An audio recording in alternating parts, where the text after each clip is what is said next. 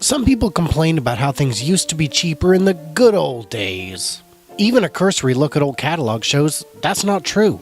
So I decided to dig up and crunch the numbers myself. Ever see Miracle on 34th Street? About 16 minutes in is this gem. What do you want for Christmas, Peter? I want a fire engine just like the big ones, only smaller. It has a rose that squirts well hot water, and I won't do it in the house. I'll only do it in the backyard. I promise. Say, listen, what's the matter with you? Don't you understand English? I tell you, Macy's ain't got any. Nobody's got any. Now, you don't think I would have said that unless I was sure, do you? You can get those fire engines at Schoenfeld's on Lexington Avenue. Only $8.50, a wonderful bargain. Did you catch that? A fire engine costs $8.50 in 1947. That would be $91 today.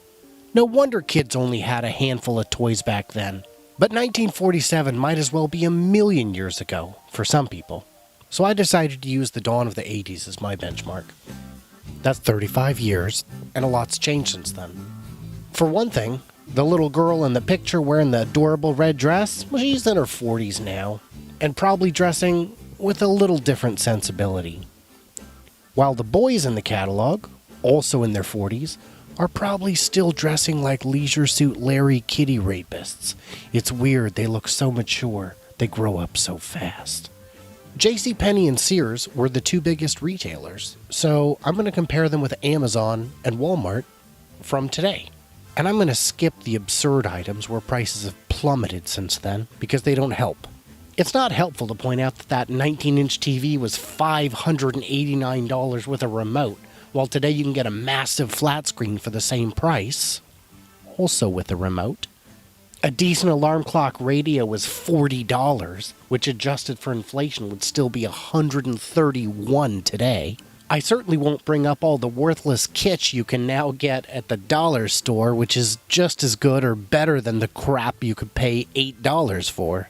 And I'm going to leave out the insanely dangerous, finger-pinching, child-chucking, spring-loaded bucking bronco somehow innocently called a rocking horse. That was only $50, and still legal in all 50 states. Remember those? Insane, right? Turns out they still sell them on Amazon and Walmart.com, and both within $5 of their adjusted inflation price. Not bad, considering all the liability. No, we're going to look at things that are largely unchanged, technologies that were established then, that are established now, things you'd still buy. So let's start in the kitchen. That crock pot that used to cost $27.99 is now $23. The electric griddle at $32.49 is now $23. The $20 waffle maker is only up to $21 on average, though it's cheaper at Walmart, $18. The popcorn maker they sold for $25 in 1980 is now $17, though frankly, who would buy it? The $20 coffee pot sells for $15, and it's got a hell of a lot more features. Jumping to 1983, this one cracks me up. You find a fridge. We get this ugly, huge, very feature-poor 18 cubic foot chunk of energy guzzling garbage for the low, low price of $500. Yeah, way better version of the exact same fridge today is only $551. It's literally gone up 10% over 32 years. And the new one will save you that much in electricity over the life of it. So basically, if you take the energy cost plus the purchase cost, the new fridge is free. Looking at the steel constructed Matchbox cars, we can see that an 8-pack used to cost $7.99, but now a similar bulk package comes out to $7.92 per 8 cars. So even toy cars, steel toy cars, cost less than they did 35 years ago. Decent ice skates went from $70 down to $40. Cheap roller skates and even decent roller skates cost $10 a pair less than they used to. Even 10-speed bikes have gone down in price, while the selection has gone from a couple models to hundreds of models. The Humble basketball, once $6, is now $7. Oh, what have these 35 years taught us, if not nothing? Those $50 binoculars can now be had for $18. Electric shavers have gone up in price from $33 to just $35, an appreciation of less than 10% over 35 years. Hair dryers have gone from $10 up to $11.50, but for an 85% more powerful dryer. They used to be, 1,000 or 1,100 watts, and now they're 1,875. They couldn't make them like that back then because bathroom circuits hadn't yet been wired to handle that kind of juice. Who would need that kind of wattage in a bathroom? A $30 bathrobe back then in the 80s, with inflation, that would be $100 today. You could buy a case of bathrobes for $100, and what you'd get is of comparable quality. Fuzzy bathroom slippers have gone from $6.50 to $7. Not a big deal. Blouses were a mere $20 back then, but with inflation, that's $65 a piece. Not to mention you can find them at Walmart and Amazon for about $11, and if you want something really high fashion, it's still about $20. I mean, you can go for more expensive stuff, but that was true back then too. A 3-piece polyester suit was $69.99. That's a pretty good deal. That's a good buy even now, except that when you consider with inflation, that's $230. You can do better than that today. Far better. Today you can get similar suits in the $60 to $100 range. I'm not making this stuff up. It's on Walmart and Amazon's websites. That's where I did the research. And you can do it without looking like a complete polyester plaid clown, which apparently wasn't something you could do in '79. And you remember how I said that the kids in those ads had grown up to look a little different? Well, sure, that's true, but the men in these suits ads have probably gotten older and died. Not just because it's statistically likely, because it isn't. They should still be barely alive. But no, it's just because they had the choice between wearing clothes like that and dying. And they did the right thing. That $39 gold tone Timex? Yeah, you can get those for $29 now. And it's the exact same watch. Boys' pants have gone from $12 up to $13. Not a big deal. A baby crib set with mattress. Ooh. Back in the 1970s, it cost $234. $234 for a crib and mattress set. That's $769 with today's inflation. Holy smokes.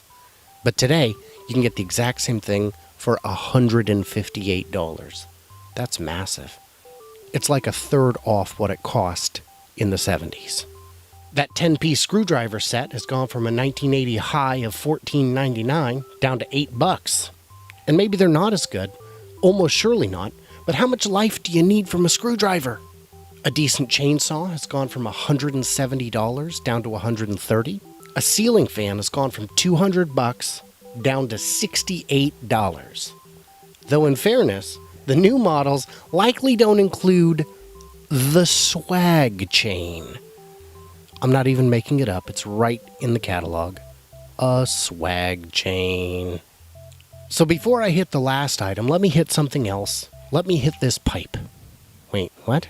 No, seriously, the Sears catalog used to sell pipes. And at the bargain basement rate of $8.99. $8.99? 35 years ago? That's $30 in today's money. That's not a deal. You can get a much nicer pipe on Amazon today for $5.50. Okay, the last item is a Christmas tree. Now these may look good in pictures, but if you're old enough to remember, they did not look like this in reality, because we all had them when we were kids. They were wispy, scraggly bits of plastic-wrapped twine stabbed into a wooden dowel. They were garbage. And yet, they were $80, which sounds fair and would, unless you saw the quality in person and realized that they're garbage. A comparable entry-level tree today, and it may even have built-in lights, is only $54.80 on average. So let's mention a couple of caveats here. Quality was better back then. That's undeniable. JC Penny and Sears were no Kmart or even Walmart. The selection is now 100 times what it used to be. Plus, you get to read reviews, ask questions. Really figure out what you're buying. Catalogs just couldn't offer that. Okay, so now let's say you want to buy everything on that list. Everything I mentioned. Back then, it would have cost $1,891. Yep, basically $1,900 to buy the list. So what is that worth? Well, at minimum wage, it would be 16 weeks to buy that list. That's a lot. At the median wage, it would still be 8 weeks. The same list today, in today's dollars, is only $1,554. So it's actually gone down in price by a couple $100, by 300 and change, by like $350. It's literally cheaper to buy the exact same stuff today as it was 35 years ago, not even counting inflation. Today, a minimum wage worker would only have to work 5.5 weeks to get everything. Not 16 weeks, 5.5. A median wage worker, rather than working 8 weeks, would have to work 7.8 days to buy everything on the list. So adjusted for inflation, that $1,891 that it would have cost back then, that'd be $3,891 cheaper today. Yeah, it would be $3,891 cheaper to buy that same list of stuff today, adjusted for inflation. So when Grandpa tells you things used to be cheaper, he's mistaken. We'll look at houses and gas and cars in another one of these, but for now, you can confidently say, "No, old man, you're lying, and I will put you in a very cheap home." At least, that's what I'd do if I wasn't such an orphan all the time.